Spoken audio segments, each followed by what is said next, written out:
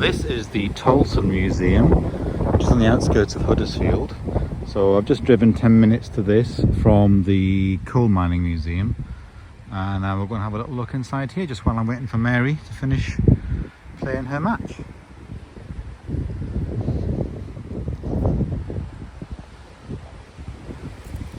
It's only open on a Saturday and Sunday, 12 till 5.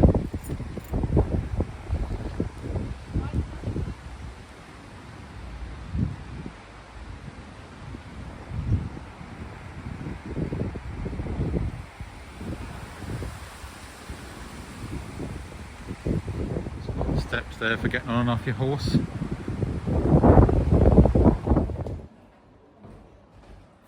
This is a little entrance way, and then this is a transport is the first part.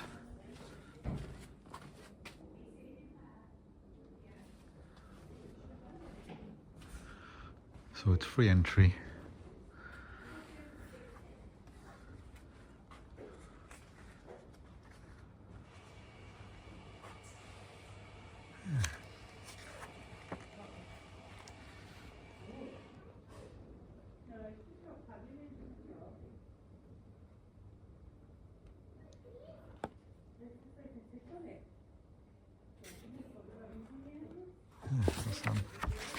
Get a free book and all that. Look, Tolson through time, who owned the land and all that.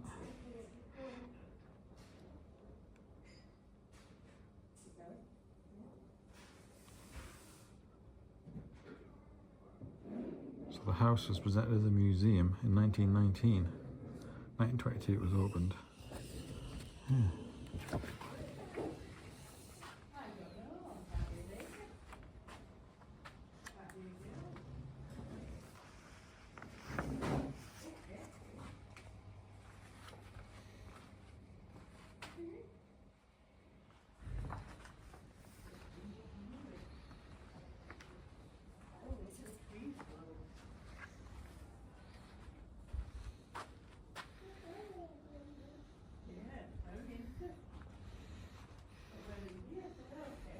1920s garage.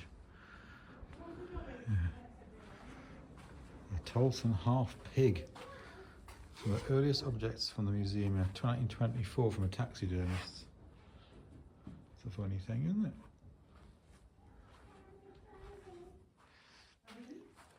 Made in Huddersfield.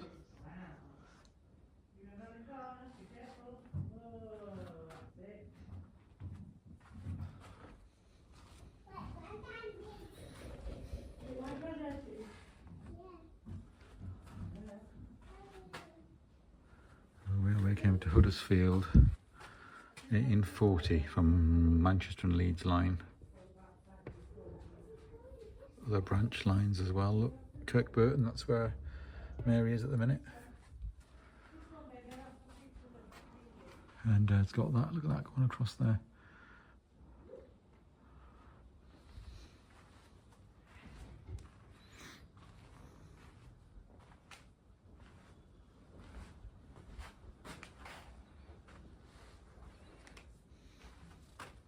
Bone Shaker, 1862, 1868. It's like, yeah, damn it.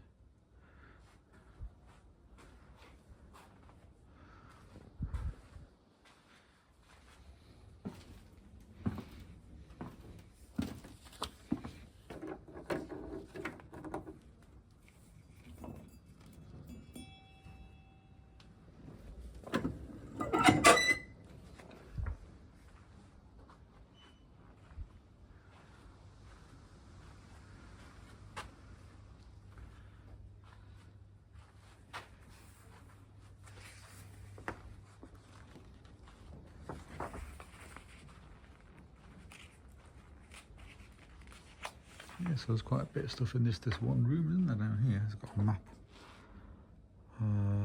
Textiles. All sorts of stuff. So downstairs, transport gallery, pictorial gallery. We'll have a look anyway.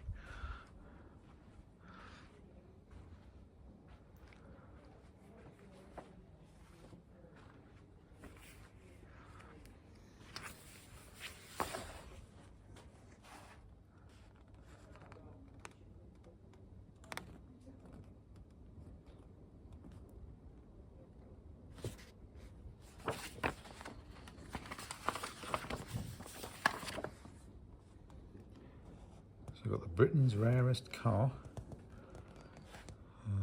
Yeah, major cycles, textiles we're going to see. Luddite artifacts.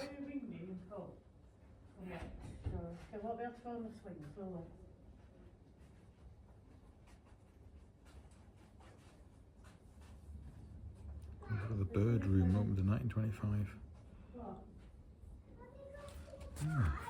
It might be wet in the park. We can have a look.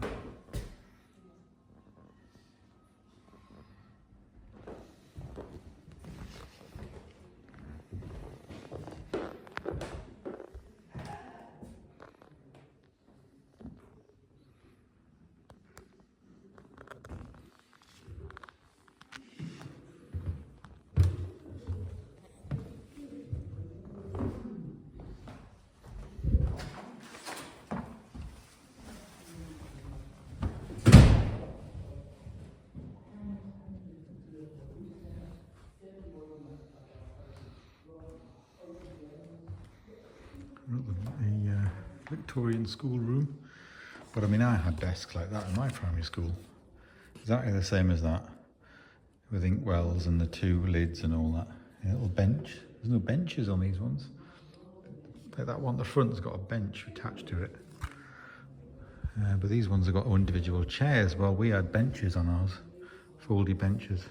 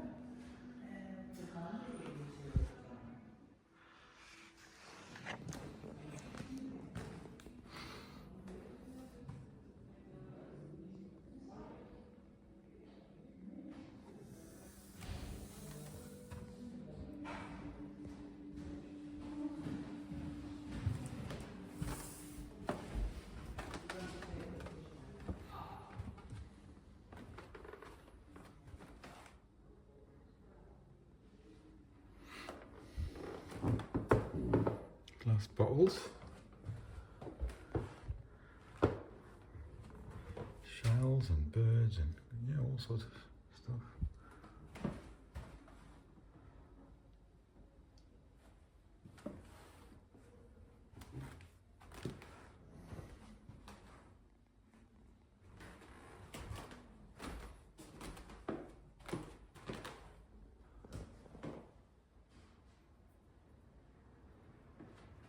$1600s, that ceiling, stag and leaf motif.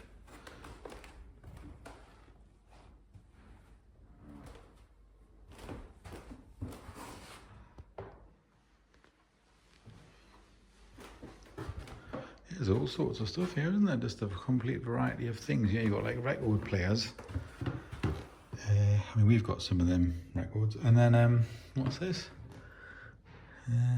Roman vase. You know, I mean, it's a huge variety of stuff. Cricket bats.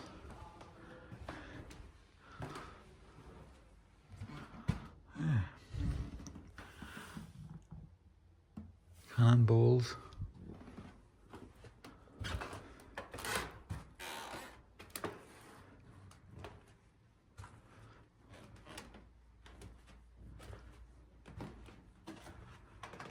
Flint.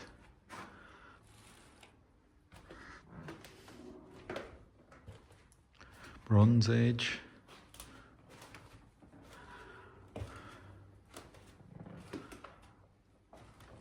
Pottery and all that, yeah.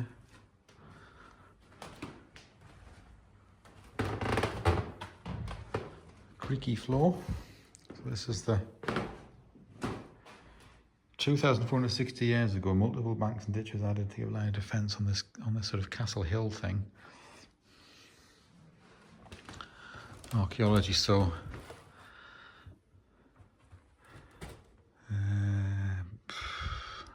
yeah, not quite. So different people try to study it and all that, and excavations at different times.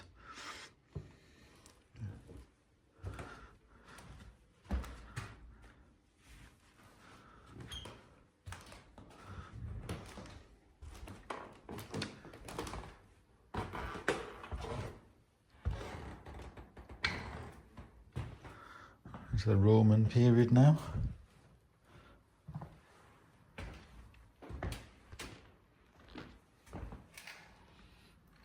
$500 coins were found in a hoard from 293 AD.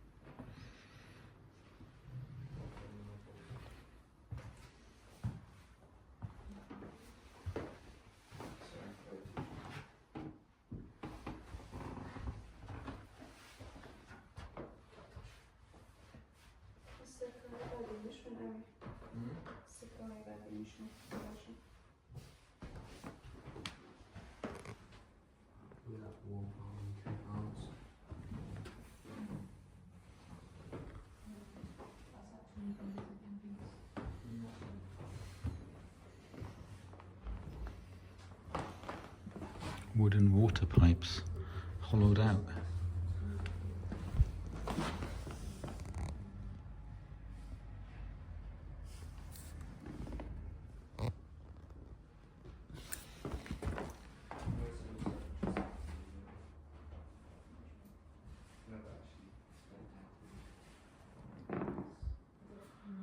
Yeah, Floyd Hill Waterworks, yeah.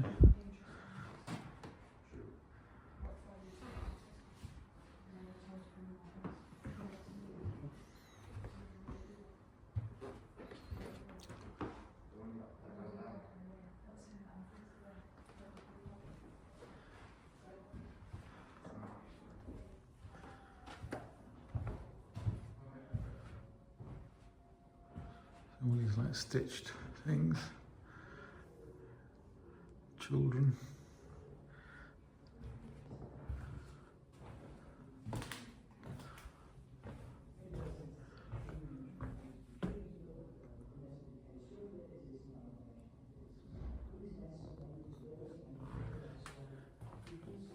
Of course, here's me looking through the window and you can actually walk in. Weaver's Cottage reconstruction.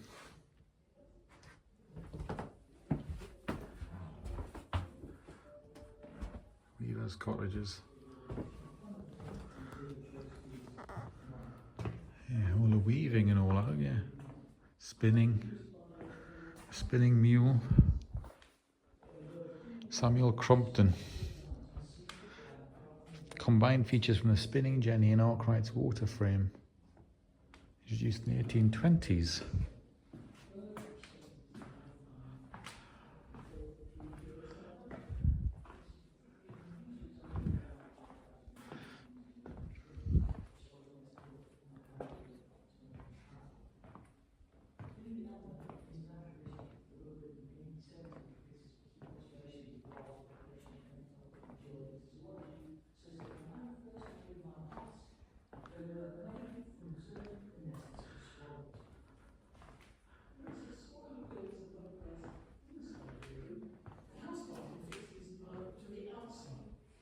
Usually under their own hands. The reason a few birds use mud is that it's a very difficult material to work with. Much like working with clay, the danger is once it dries, it can crack. The bird seals the nest in layers, and for each layer to fix the ingredients, the water content of each must be the same, so when it dries, the layers will split apart. Each time the bird adds a layer, it uses a process known as fixotrophy. They insert their beaks into the mud, vibrate it, which brings water to the surface, creating a bond with the next layer. A nest such as this would have taken about 3 weeks to complete, which is a vast amount of energy compared to, say, the wood pigeon. We're about to go that way next. Like all the mud That way. structures, this is the We will grandest. go along here The spherical architecture of the ovenbird. to the bird Almost full dome with the addition of a curved room. linkage middle. The bird acquired its name from the similarity of the nest it makes. This is the bird room, and look at all that here. It's a very complex structure. Grey wagtails. It prompts us to think about what kind of image the birds have of what it is they're trying to make. To have a mental image of a finished nest is genuinely an argument for higher intelligence. So they've got like a collection of all these different birds, reed warblers, ravens, or yeah, all like the crow families in a section there, magpies and all that.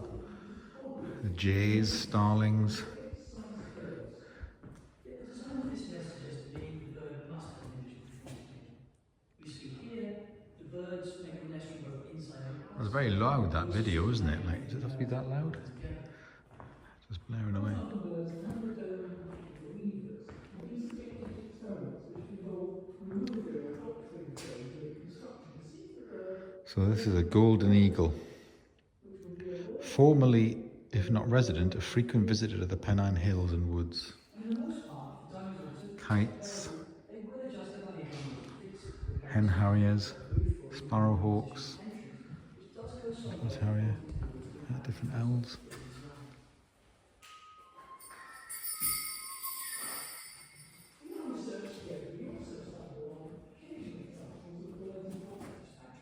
Birds are often looked at material substituting one thing for another, working man-made material into convenient forms. This, for example, is a nest made entirely from wire, collected from the floor of a workshop, and made by a pigeon. Tells where they came from. Bitton, one on the left, Armitage Bridge, 1874. One on the right is Meltham, 1909. And then we've got the herons.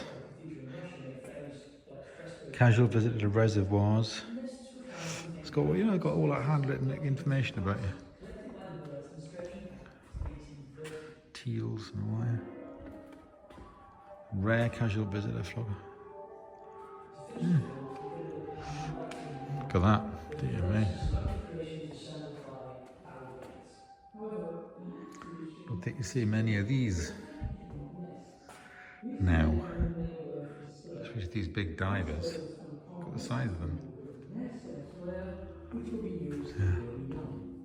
But they are an absolutely singular phenomenon in the natural world, having evolved out of nest building to be the only known structures built by any organism, except for humans, that are not used as a home or shelter.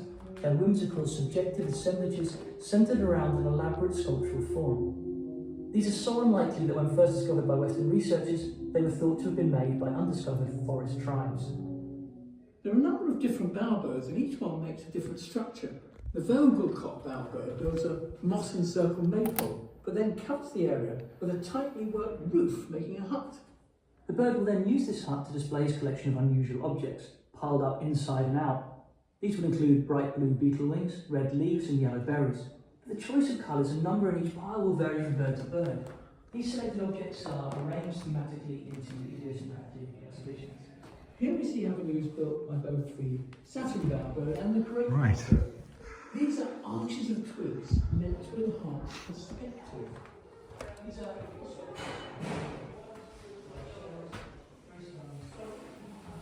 Suffragettes and all that. Yeah, very good. So, you know, there's quite a lot here, isn't there? I think I've been round in a big loop around it all. Go back down. I'll get back now, I think. Go back and get Mary.